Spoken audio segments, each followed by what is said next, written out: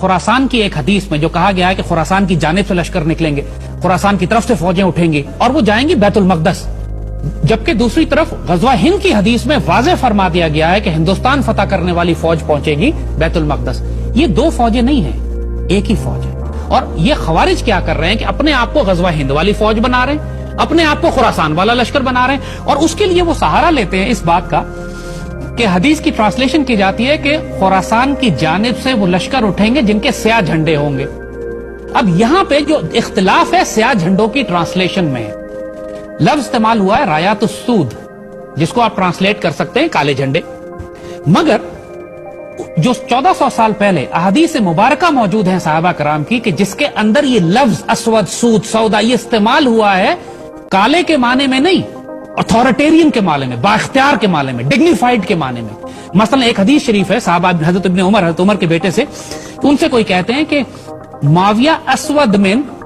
عمر، یعنی جب اگر گوگل ٹرانسلیشن میں یہ آپ عربی ڈالیں تو وہ ٹرانسلیٹ کرتے ہیں کہ معاویہ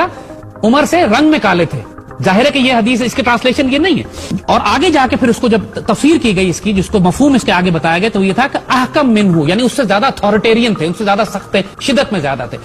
جن جھنڈوں کا ذکر کیا جا رہا ہے کہ جو مشرق سے اٹھیں گے وہ اتھارٹیرین جھنڈے ہوں گے، ان کی اتھارٹی ہوگی، کوئی روک نہیں سکے گا۔ ایران بڑا اسٹرانگلی بلیو کرتا ہے، یہ فیکٹ ہے، کیونکہ ان کا علاقہ بھی خراسان ہے، ان کا تو باقاعدہ صوبہ خراسان کے نام سے، ان کے جھنڈے بھی کالے ہیں۔ مگر بات یہ ہے کہ ایرانیوں کے ساتھ بڑی اسٹرانگ ڈیبیٹ ہوئی ہماری ان کے ساتھ، اور ہم نے ان کو یہی بات سمجھائی، ہم نے کہا کہ غزوہ ہند تو تمہارے اوپر اپلائی نہیں ہوتا۔ یہی بات ہم بات کر رہے ہیں کہ خراسان کی حدیث کو آپ غزوہ ہند سے الگ نہیں کر سکتے، اور خراسان کی حدیث کو آپ مشرق والی حدیث سے الگ نہیں کر سکتے، اور خراسان والی حدیث کو میر عرب کو آئی ٹھنڈی ہوا جہاں سے الگ نہیں کر سکتے، اور خراسان کی حدیث کو آپ اس حدیث سے الگ نہیں کر سکتے کہ میں ہند سے نہیں ہوں لیکن ہند مجھ میں ہے، اور خراسان کی حدیث کو آپ اس فیکٹ سے، اس حقیقت سے الگ نہیں کر سکتے کہ سیدی رسول اللہ نے پاکستان بنوایا ہے، ایران نہیں بنوایا، افغانستان نہیں بنوایا، طالبان نہیں بنوائے،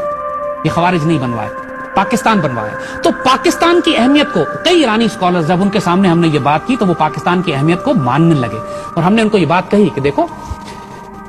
تمہارا اگر کوئی رول ہے امت مسلمہ میں تو اس کی قیادت پاکستان ہی کرے گا، تمہیں پسند آئے یا نہ پسند آئے، کیونکہ غزوہ ہند پاک فوج لڑے گی، اللہ تعالیٰ پاک، اور یہ وہی پاک فوج ہے، دنیا کی واحد پاک فوج ہے کہ جو غزوہ ہند کے لیے بھی تیار ہو رہی ہے اور جس نے اسرائیلیوں کو بھی فلسطین میں جا کے مارا ہے۔